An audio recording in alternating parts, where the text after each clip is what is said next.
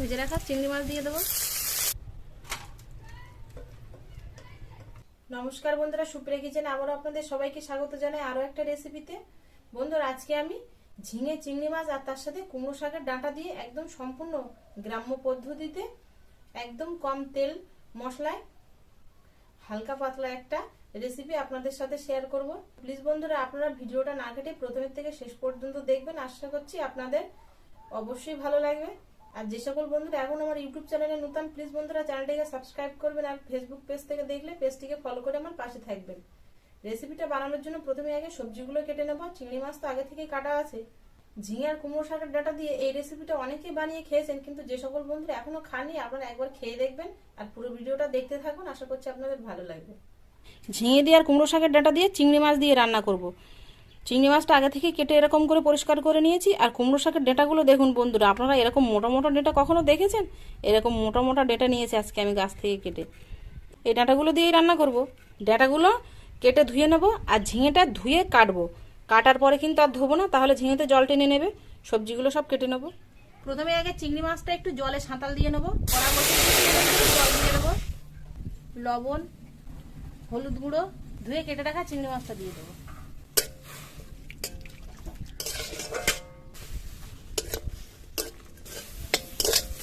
চিংড়ি মাছের জলটা শুকিয়ে গেছে, এবার তুলে নেবো। কড়াটা ধুয়ে আবার বসিয়ে দিয়েছি। এবার রান্নার জন্য সরষের তেল দিয়ে দেবো। রান্নাটা একেবারেই করবো আমি, দুবার কিন্তু এই রান্নাটা করবো না। পেঁয়াজ কুচি দিয়ে দেবো, কাঁচা লঙ্কা কুচি, পাঁচফোড়ন।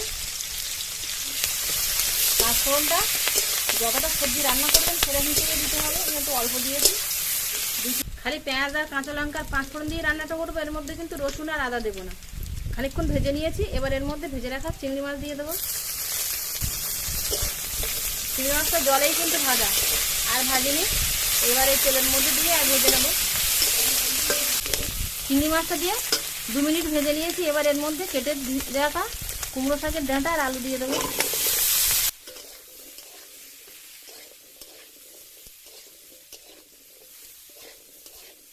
হলুদ গুঁড়ো,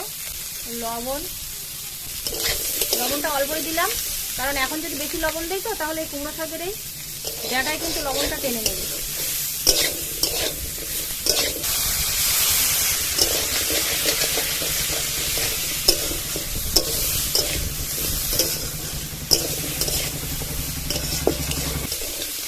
শাকের ডাঁটার আলুটা দিয়ে 2-3 মিনিট ভেজে নিয়েছি। এবার এর মধ্যে ঝিঙে দিয়ে দেবো।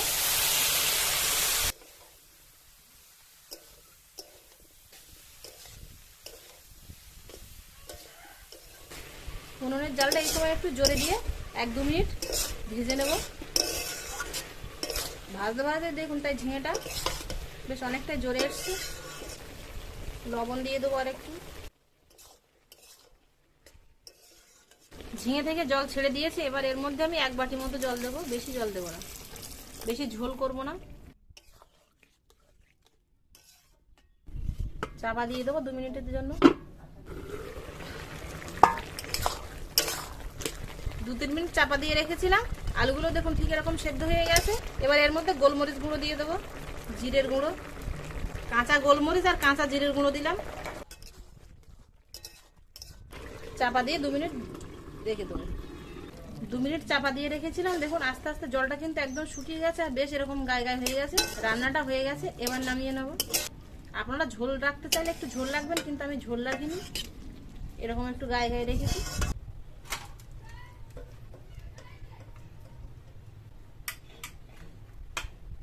এই আমার মতো এইভাবে ঝিঙে আর কুমড়ো শাকের ডাঁটা দিয়ে রান্না করে দেখবেন খেয়ে। যে সকল বন্ধুরা খেয়েছেন আপনারা তো খেয়ে দেখেছেন কতটা ভালো লাগে। যে সকল বন্ধুরা এখনো খাননি আপনারা অবশ্যই একবার হলেও বানিয়ে খেয়ে দেখবেন। আশা করছি আপনাদের খুবই ভালো লাগবে। আমার তো খুবই ভালো লাগে। আমার এই গ্রাম বাংলার রেসিপি কেমন হলো অবশ্যই কিন্তু আপনারা বন্ধুরা কমেন্টে জানাবেন। আর ভালো লাগলে প্লিজ বন্ধুরা আমার পরবর্তী ভিডিও সবার প্রথমে দেখার জন্য পাশে থাকা বেল আইকনটি ক্লিক করে দেবেন। আর আপনাদের বন্ধুদের কাছে প্রচুর শেয়ার করবেন। এতক্ষণ আমার সঙ্গে থাকার জন্য আপনাদের অনেক ধন্যবাদ। আবারও দেখা হচ্ছে আপনাদের সাথে পরের নতুন কোনো রেসিপিতে। ততক্ষণ আপনারা সবাই ভালো থাকবেন ও সুস্থ থাকবেন।